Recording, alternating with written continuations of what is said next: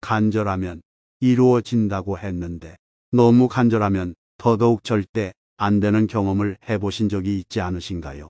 노자의 도덕경을 통해 애쓰지 않고 사는 방법을 알아보도록 하겠습니다. 지혜로운 자는 극단적인 것을 피한다. 정말로 완전한 것은 오히려 모자란 듯 보인다. 가장 완전하게 이루어진 것은 부족한 듯 보이나 아무리 사용해도 망가지지 않는다. 가장 충만한 것은 비어있는 듯 보이나 아무리 사용해도 바닥을 드러내지 않는다. 정말로 고든 것은 굽어있는 듯 보이고 정말로 뛰어난 솜씨는 오히려 서툰 듯 보인다. 가장 정교한 것은 보기에는 둔탁하고 제일 탁월한 언변은 어눌한 것처럼 보인다. 정말로 거침없이 뻗어나간 것은 오히려 움츠러든 듯이 보이는 법이다. 냉정을 잃지 않고 세상을 이해한다. 세상을 볼 때는 쓸데없는 생각을 모두 버리고 그저 있는 그대로 허심탄회하게 받아들여야 한다. 이 태도를 극한까지 철저히 지킬 때 이를 일로 냉정을 잃지 않는다라고 말한다. 허심탄회하게 바라보면 이것이 근원으로 돌아가는 운동으로 보인다. 실제로 만물은 태어나서 활발하게 움직이다가 머지않아 각자 그 근원으로 돌아간다. 세상이 이러함을 이해하는 태도로 일로 냉정이라 한다. 너무 애지중지하면 호되게 잃는다. 명예와 신체 중 어느 것과 더 친한가?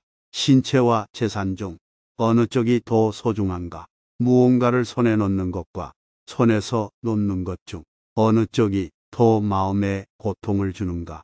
무엇이든 너무 애지중지하면 호되게 잃고 지나치게 많이 모아두면 반드시 도둑맞는다.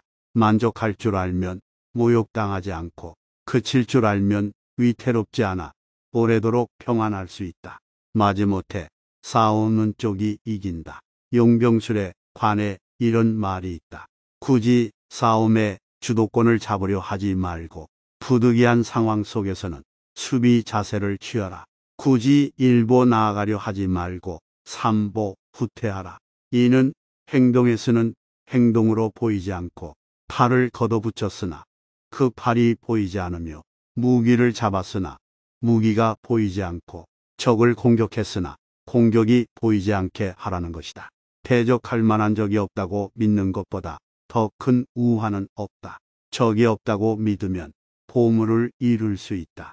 싸우려고 서로 맞버티고 있을 때는 부득이하게 마지못해 싸우는 쪽이 이긴다. 인생을 길지 않습니다.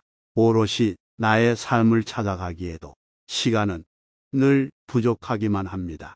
그러나 우리 사회에서는 경쟁에서의 승리, 돈과 권력, 그리고 소비만을 쫓는 허망한 삶을 부추깁니다. 사회가 발전하면서 경쟁은 계속해서 더 치열해질 것이며 우리는 그 현실 속에서 살아가고 있습니다. 경쟁은 성취를 자극하고 이를 위해 끊임없이 노력하게 하는 요인입니다. 그리고 우리는 그 안에서 분노감과 회의감과 피로감을 갖고 살아가다. 이런 감정들이 회복되지 못하고 지속된다면 때로는 사람을 미워하기도 하고 세상을 원망하기도 합니다. 비관적이고 냉소적인 사람으로 점점 변해갑니다. 시간이 지날수록 내 주변 상황은 점점 부정적으로만 느껴질 것입니다. 갈수록 부자연과 반자연이 만연하고 탐욕과 과시, 기만이 팽배해지는 오늘의 현실이야말로 진정 노자의 사상이 필요한 시대가 아닐까 생각해 봅니다. 노자 도덕경의 처세술의 핵심은 남을 가득 채우려고 하지 말고 나를 가득 채우려고 하지 말라는 뜻입니다. 즉 매번 100%의 힘으로 인생을 살지 말라는 것이 됩니다. 정상을 오르면 내려갈 일밖에 없으므로 780%의 힘으로 오래가는 인생을 사는 것이 참 지혜라는 것입니다. 여러분의 오늘이 행복으로 가득하시길 바랍니다.